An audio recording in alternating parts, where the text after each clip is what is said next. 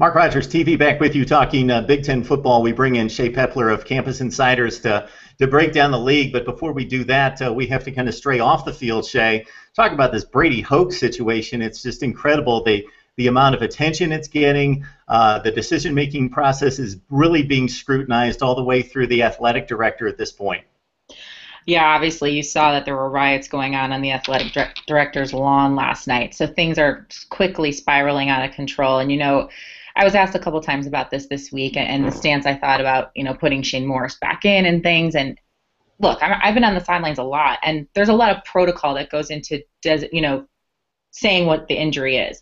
It's not always coach that tells people, or not always the trainer. Sometimes there's a representative that relays information to the coach and then relays information to the television person. So I know there's a lot of communication going around there. So I don't blame him at all for not knowing if Shane was ready to play or not. Who knows? Shane could have been like, I'm going. He could have not had the clue what's going on. Now, two things. One, Hoke doesn't always wear a headset on the sideline so that he can pay attention to what's going on in the field. And two, he's sitting in his press conference Monday morning at noon, or Monday afternoon, whatever time zone you're in, and he still wasn't sure if he had a concussion. So I've never been a head coach, but I felt like it was a little bit irresponsible to go and walk into a press conference on Monday when that's going to be one of the top questions you're going to be asked, and still not know if he was concussed or not when he went back into the game. So that's my thoughts on that. As far as Hoke and his future, they need to focus on Rutgers this week, and that should be his only focus. And that seems to be the approach that he's taken. There's a lot of hoopla going on between the fan base and the AD and Coach Hoke, and I don't think it's the right thing to do to let him go midseason. I'm hoping they just see this thing through, and the Wolverines will be lucky to make a bowl game at this point. I think that should be their goal, winning against Rutgers and maybe making a bowl game at the end of the season, and then figure out what you do with Coach Hoke. But the question is, would we really be talking this much about it if he was undefeated, or come end of the season he beats Michigan State and Ohio State? Then what? I don't think that's going to happen, but who knows? If you get to the end of the season, then you've got more question marks coming on. So a lot going on in Ann Arbor, that's for sure. I'm surprised that it's come to this, because Brady Hoke came in, a Michigan man, taking over for Rich Rod. They win the 11 games. They win the Sugar Bowl, and his recruiting classes have been really good. And on top of that, he's had top 15 recruiting classes. He's got an offensive and defensive coordinator that have exceptional resumes, NFL resumes, and they have not developed the talent. And the offense at this point is atrocious. And Devin Gardner, he's regressed, where 2 years ago he got thrown into the lineup as a wide receiver at quarterback, and he played really well. And I thought, wow, this team's going to take off. They've recruited top 10 classes the last 3 years. Devin Gardner, wait till he gets through a full spring and summer. And I just expected Michigan to take off, and it's just gone the other way. And you had all this hype surrounding Jabril Peppers. I know he's got a young team, but it looks way too young than it really is. You know what I'm saying? At some point it needed to be coached the right way, and I'm not saying that's his fault. Maybe they just aren't adapting to his system, or they just don't know what they're doing. Maybe he has got an immature squad that just can't buckle down and focus on what the task is at hand. Who knows? But now he's got commits that are decommitting from Michigan. I think it's a top 50 guy, a D lineman, I believe, that just recently decommitted from Michigan, which is a huge deal when you guys got now swaying in other directions. And these other coaches across the country are calling them, hey, you don't know who your head coach is going to be next year. Come play for me instead. So he's got a world of problems going on right now. I actually feel bad for the guy. So we got this Michigan State. Sorry, I got Michigan on the brain. Michigan State hosting Nebraska. I think we all do at this point. We've seen it over and over for the last few days. But Michigan State hosting Nebraska. All offseason, it was Michigan State, Ohio State. That was the tunnel focus of this conference and the people covering the conference. Now it's shifted to Nebraska. They're giving the Big Ten a little bit of hope as the lone undefeated team right now overall. So your thoughts about this matchup? And as a neutral Big Ten fan, who would you be rooting for? Should Big Ten fans be rooting for to kind of carry the banner and win this game and go on from here? Well, first of all, it's nice to see a premier game in the Big Ten in the first place. I'm a Big Ten girl. I went to Indiana. So when there's a game like this that's circled on everyone's calendar this weekend, it's a good thing. Now, Nebraska, notoriously 4 losses every season. Not saying that Coach Pelini couldn't get to that again, but they're looking, like that's not going to be the same path this year. They have a Heisman candidate in Abdullah, and then Michigan State on the flip side. You see what Abdullah can do. Well, how about Michigan State's run defense? They've got a lot going on there as well. I know they've got one loss, but one close loss to Oregon. Who cares? So this is definitely the premier game, not only in college football, but in the Big Ten, which is great for the conference. And I'm trying to remember what the second question was that you asked me. What was the follow-up question to that? Well, basically, so you've got an undefeated Nebraska team, but like you just pointed out, Michigan State's got more national equity, and they were supposed to be the team. Right. They're higher ranked, but they've got the one loss. So who should a neutral Big Ten fan, let's say a Indiana fan that wants to see the Big Ten do well on the national landscape, be pulling for that could probably carry the weight better down the road? I think at this point you root for Michigan State since they already have that one loss. However, I don't think that a Nebraska with their schedule can get through with a one loss and make it to that college football playoff. So it's kind of tough to say. I think you hope when you're a college football fan in the SEC, you hope for chaos because then one losses bring you up to that undefeated round. But Nebraska doesn't have the same schedule as Michigan State. A one loss on Michigan State's schedule closely to Oregon in Oregon looks a lot better than a one loss to Nebraska in East Lansing. It's just the way it goes. So I think you have to root for Sparty in this one if you're a college football fan, no matter what. However, Nebraska is gaining some national recognition, especially with Abdullah now being in that Heisman race. I know you got Melvin Gordon kind of in the discussion as well, but Abdullah, in most lists I've seen, is right there at number 2 or 3. He bounces off of Todd Gurley, the other running back out of the SEC, obviously. So this is definitely a game to watch. You know, Pelini is always a character. So I'm excited to see this game. But I think if you're looking at the national stage and you want to root for the Big Ten, you might have to root for Sparty in this one just because they already have a loss. I think it makes sense.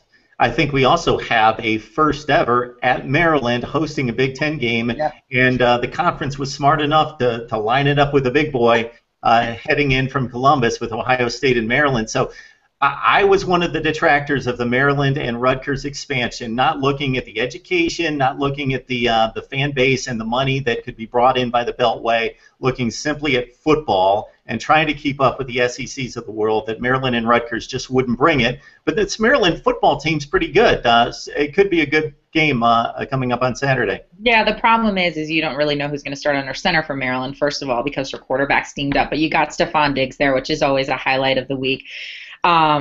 Hey, look, I mean, this is a great game for the Big Ten as well. I think Michigan State's going to go in there and show them that they're Michigan State. But the funny thing is, you mentioned Rutgers, too. Rutgers is favored at home this weekend against Michigan, which is even more of a problem for Michigan. So those two big, or not even big powerhouses in football are coming in, and they're already kind of creeping their way in there. You got Rutgers favored, and now Maryland hosting an Ohio State team without their star quarterback, although we talked about it a little bit earlier. Barrett is really coming into his own and becoming quite an elite quarterback, if you ask me. So fans are starting to say, you know, Braxton Miller who?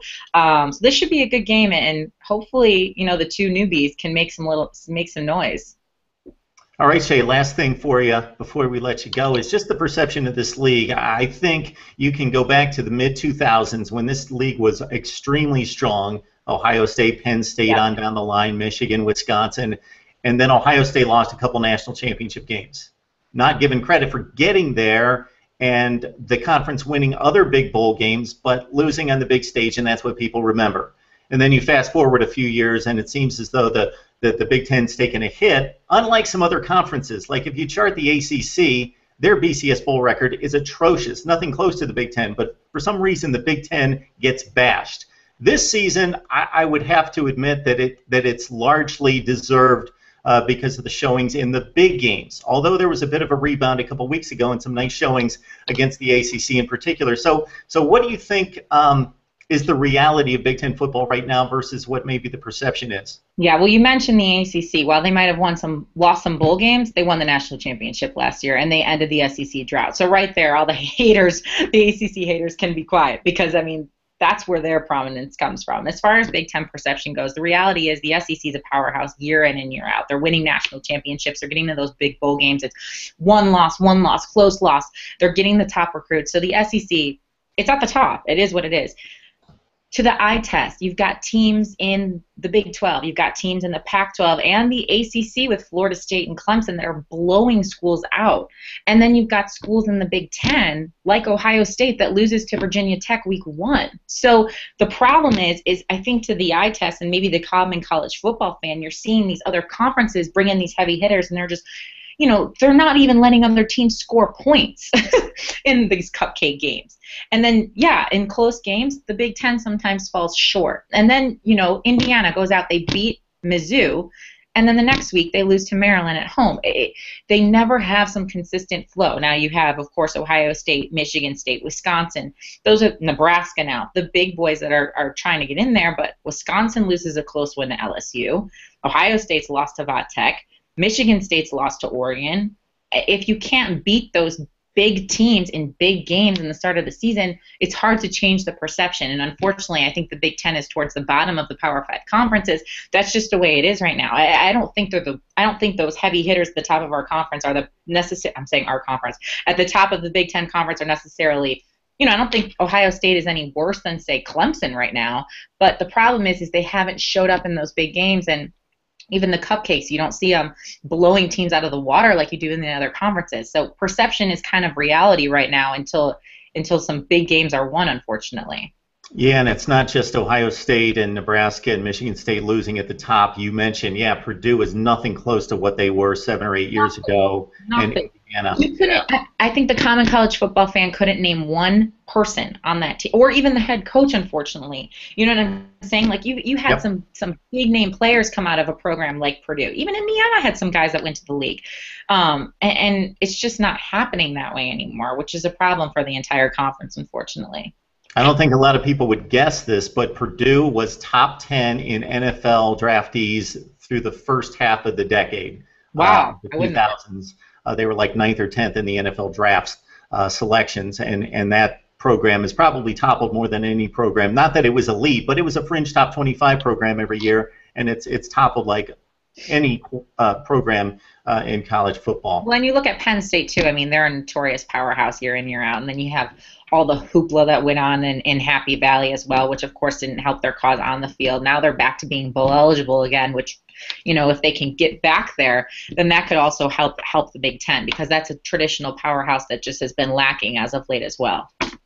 Shae, I could talk about Big Ten football like all day, and the perception and what's happened and bowl games and what they need to do on the recruiting trail and the whole deal. So we will definitely thank you for your time, and we appreciate it. Shae Peppler of Campus Insiders, thanks so much for the insight. No problem, Mark. Thanks for having me on. Talk to you soon.